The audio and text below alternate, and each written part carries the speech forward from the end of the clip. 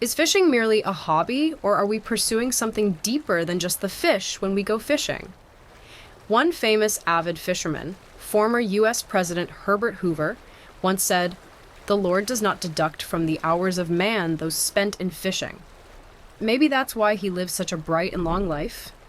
Perhaps all fishermen will agree with me that there is no better way to relax than by spending time fishing. Sometimes, regardless of the weather or the outcome, fishing is the best remedy for stress and anxiety. It provides both pleasure and sustenance, and I could go on and on about it. But this is not what the video is about. President Herbert Hoover also warns us that when fishing, be patient and calm, for no one can catch a fish in anger. However, I am often distracted from my state of calm when my line gets caught on snags or rocks, making it impossible to retrieve my gear. It's not just the fact that I often have to tear off the line and leave my hook, leader, sinker, and sometimes the float somewhere deep in the rocks or on the edge of a coral reef that upsets me.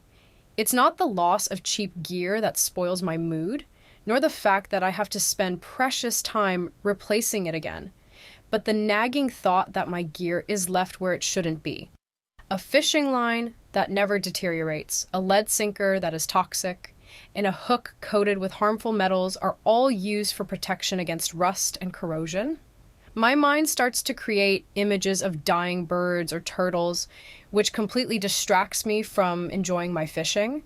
It is all because of these small, heavy lead sinkers that fishing gear most often gets stuck and entangled in snags, rocks, and reefs.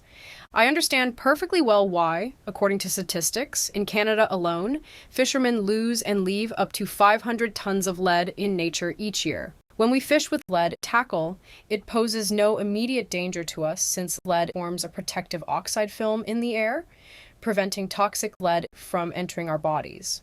Similarly, at the bottom of a lake or sea, in slightly alkaline water, lead does not poison the environment for the same reason. The problem arises when a small piece of lead is swallowed by animals or birds. Gastric juices with high acidity destroy the oxide film of lead, making it poisonous. Animals or birds that accidentally swallow a lost sinker can die. Lead can end up in the stomachs of turtles, other reptiles, sea and freshwater birds, and small mammals. For example, loons are birds that most often swallow lead fishing tackle, and just one lead sinker can kill a loon. Imagine a magnificent bird that can live for up to 30 years. This species has a low reproduction rate, typically producing only 1 or 2 chicks every 2 years, which significantly impacts its population dynamics and conservation status. According to statistics, lead sinkers or spinners account for 10 to 50% of the recorded mortality of adult loons, depending on the location studied. You can use sinkers made of other materials instead of lead, and it is clear that without a sinker, it is impossible to cast a fishing line far or let it sink to the desired depth, especially when fishing with live bait. One day, I decided to try oil-based modeling clay for kids, an absolutely non-toxic, inexpensive, and non-drying material consisting of gypsum mineral salts, waxes, and petroleum jelly. It can also be referred to as plasticine or plastiline. Initially, this idea seemed foolish, impractical, and unrealistic to me, and I did not expect it to work. But after taking a piece of clay with me on a fishing trip, I realized that I would no longer need any sinkers at all.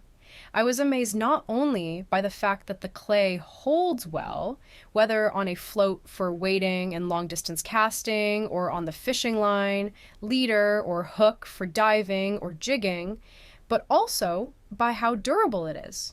Even with a sharp cast, it does not fall off. The clay may only come off when I drag a caught fish through reeds or other vegetation. However, replacing it takes only a second.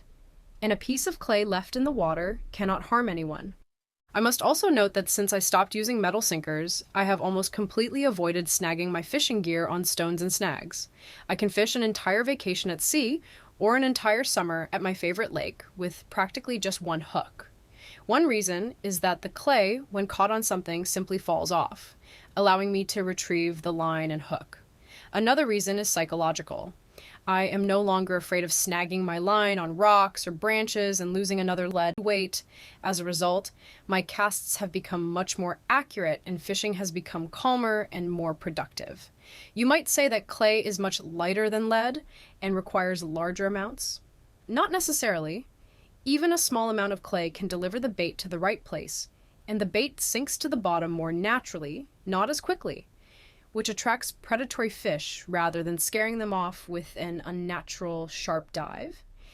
It seems to me that metal weights, due to their small size and heavy weight, cling to corals, stones, and snags much faster than a slowly sinking, voluminous piece of clay. However, it is worth trying it yourself to understand. While using this non-drying, oily clay, I found another use for it. Initially, I kept the spare clay separately in my tackle bag, but then I realized how convenient it is to store small, barbed hooks, split rings, adapters, clips, and swivels in modeling clay. Any fisherman knows how challenging it can be to locate a dropped hook or swivel in tall grass or moss. However, when I insert my tackle into a piece of clay, I never lose them. This is especially beneficial when I'm in a hurry or fishing from a boat or canoe and need to quickly change a spoon, lure, jig, or hook. Soft clay also hides sharp hooks, so I won't hurt my hands. I am sure there are other ways to use clay in fishing, and I hope my idea interests someone else.